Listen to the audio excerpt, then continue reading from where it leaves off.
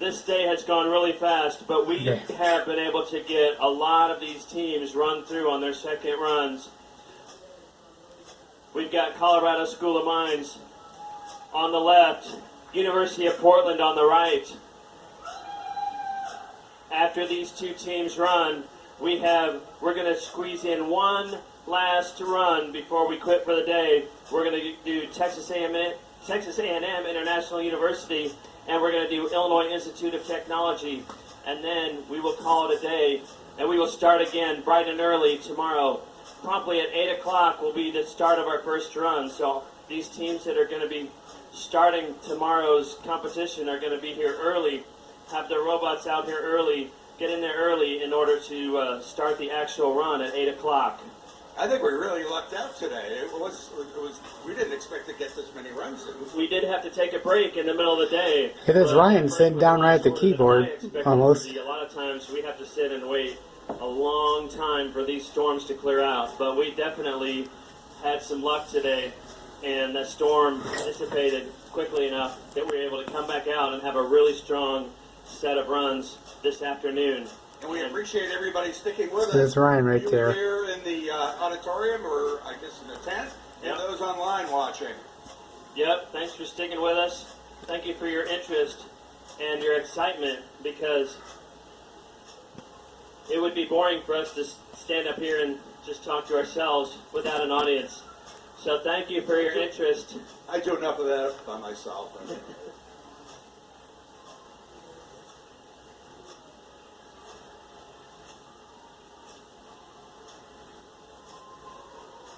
All right. Bert, how many judges do we have in the arena itself? Do you know? Who All does of them. what? I can count. I can count 6 people right now in there. Some of them are focused on. Oh, we're moving. Oh, we're up and going now. Different judges are focused on different things, and I really am not that smart about the judges' jobs, I'm afraid. Okay, Colorado School of Mines on the left. I love that the Colorado School of Mines robot has made their wheels out of salad bowls, and they've attached these fins to these salad bowls, and they work very well. So that's just amazing to me that something so inexpensive and simple does such a great job. Now there's a rock there. I'm not sure the students are able to see that rock, but I think by now they probably have figured it out, that something is in their way.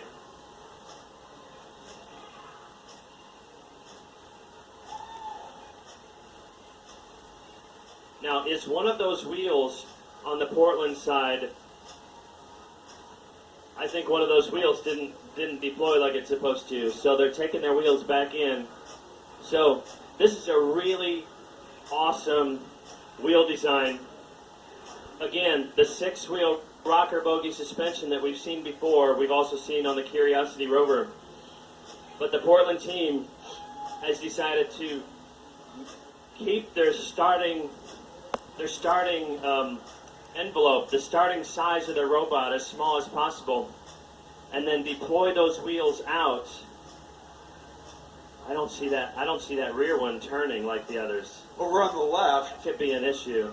Colorado School of Mines, they are digging. Colorado School of Mines is digging.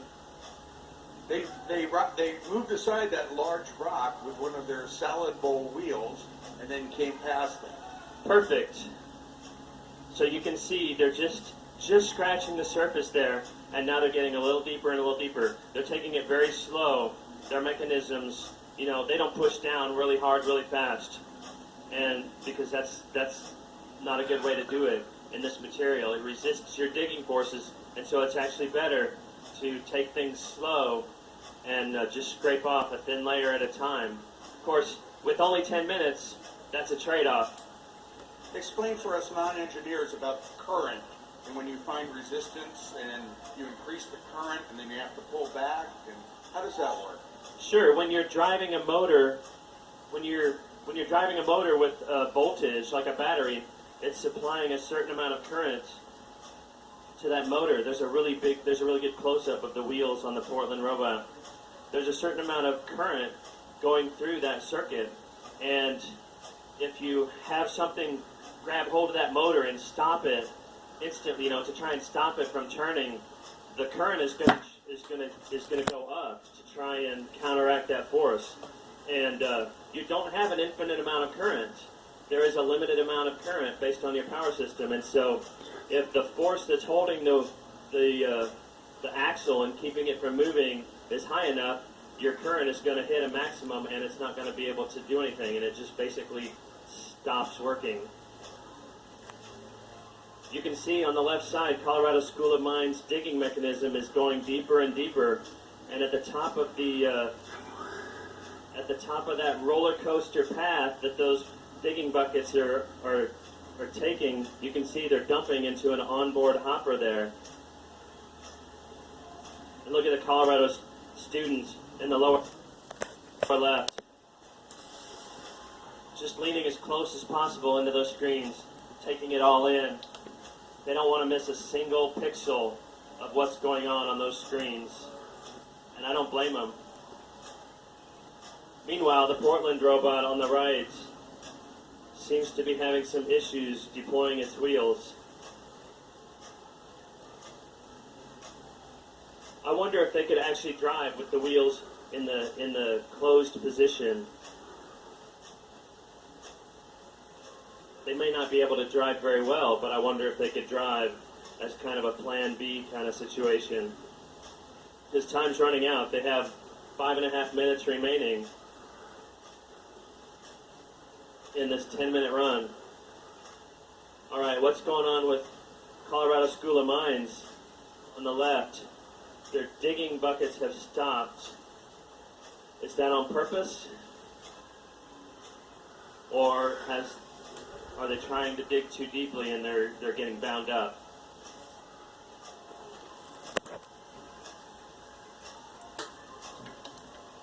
Okay, on the right you can see the Portland team has deployed their basically a similar system, a system of buckets that are tied together in a ladder system that spin around in order to do their digging.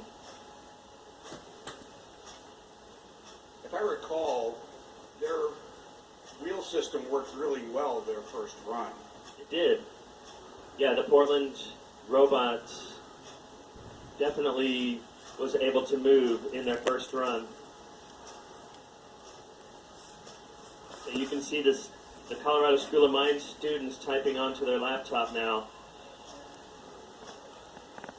Looks like they're troubleshooting. You talk about body language, it doesn't look very good for the University of Portland and their control. We have one student typing on the keyboard on the Portland side, and the other student giving some body language that is not super positive. The Colorado School of Mines, one of their students is giving some body language that looks a little frustrated too. Okay, Portland is demonstrating their digging mechanism there. I fear that the Colorado School of Mines might have had something fail on their robot. And just like a robot that has been deployed onto the moon and is being remotely controlled or fully autonomous, there's really nothing these students can do other than look at the data that's coming to them from their robot and send commands to the robot. They can't just pull over and get out a wrench and turn some screws. So this is a tough lesson for some of these students to have to learn, but we're simulating a remotely controlled mission on the moon or on Mars, and so this is real life situation for that sort of a mission. Engineering is all about problem solving, isn't it? Yeah. So the students obviously have looked at their data to troubleshoot the problem and possibly have decided that there's nothing they can do about it, sadly. Because it doesn't look like they're actively pursuing a fix. which is sad to see. It is very sad, especially when you think about all the hours and days and weeks and months that these students put into the design, the build, the operation. But again, a lot of them understand that you learn from failure, and that's how you do learn, and that's how you make things better.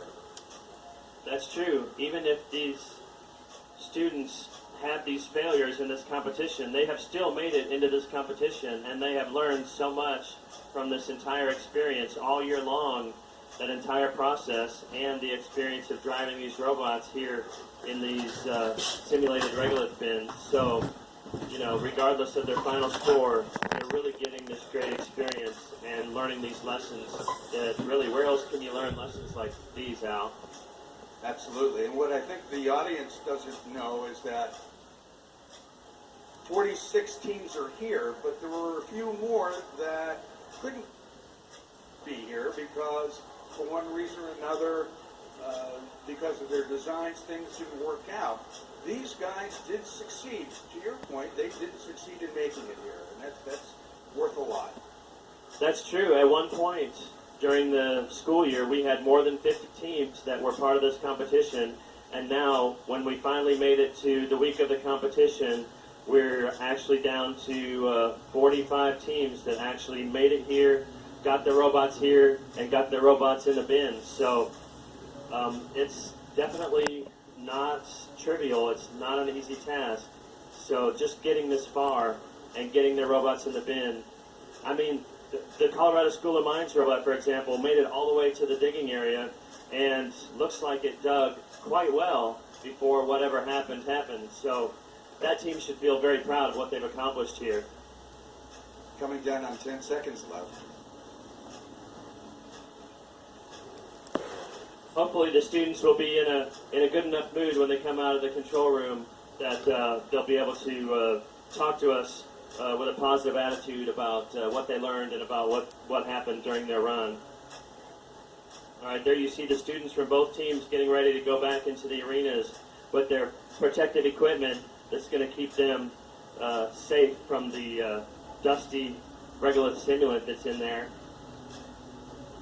So let's give a big round of applause to the Colorado School of Mines.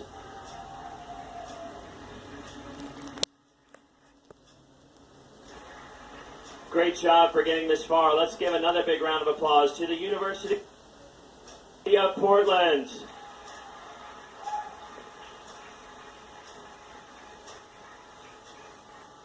That is a beautiful robot, that 6-wheel rocker bogie suspension with the 6 really big chunky wheels, just like Curiosity. I'd love to see that robot operate. It's just too bad that they had an issue. Now, looking at the schedule, we have just enough time. It is now 6 p.m. We have just enough time to squeeze in one more run of 2 robots.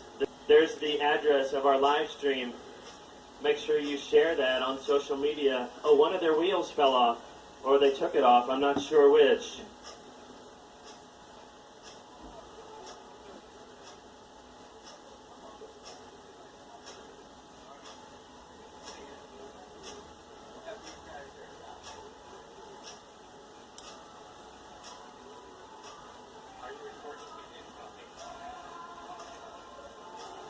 Okay, we're here with Ryan King. Oh! And you love the wheel system, but something happened to that front left wheel, I guess, right? Yeah, one of the A joints slipped out, and we just weren't able to run that one wheel, and that caused another mishap. But we were able to actually drive over and collect rocks the first time around, so we're pretty proud of that, actually. That was our target goal, and it significantly passed the last few things. Great, and we saw you demonstrating the actual digging, right? Yeah. We were trying to see if we could. And you did, and we're really proud of you. This is not your first year here. I know you've been here before. This is my personal first year, and it's been a great challenge trying to work with all the different majors, and I think we came together pretty well. If we had more time, I'm sure we'd be able to do much better. So this was relatively quickly that you put your team together? It was about 10 of us. We had a little less than a full year of working on it because we had hangouts at the front. And we really tried our best to design it, and we may have over-designed quite a bit. Like the actual drive wheels can go over rocks 3 times the size of the rocks we actually needed to go over. And the 6-wheel drive added a lot of complexity and a lot of chances of mishaps. More complex, the more obvious, obviously, the more things that can go wrong. Yes. Well, we wish you the best. It was a great learning experience for you, and we'll see you again next year for sure. All right, this is honestly the highlight of my college experience. This has been a really great competition, and I'm so happy to be here. Very good. Thank you. Ryan King, University of Portland. Good luck, my friend. Oh Oh my my God. I didn't expect him to get Oh, away you with did so well. Wow.